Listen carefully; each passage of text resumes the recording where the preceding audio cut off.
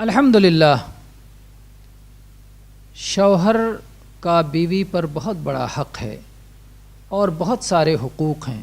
ان حقوق میں سے ایک حق یہ بھی ہے کہ اگر شوہر گھر میں موجود ہے تو شوہر کی اجازت کے بغیر بیوی صوم نہ رکھے، روزہ نہ رکھے، جیسا کہ متفق علیہ حدیث ہے۔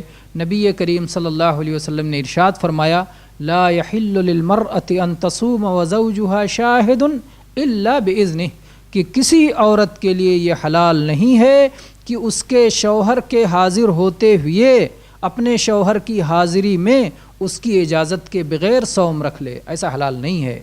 اگر شوہر حاضر ہے اور صوم رکھنا چاہتی ہے تو اس سے اجازت لے کے صوم رکھے، اگر شوہر اجازت دیتا ہے تو صوم رکھے ورنہ صوم نہ رکھے۔ ھذا واللہ اعلم وصلی اللہ علی نبینا وسلم۔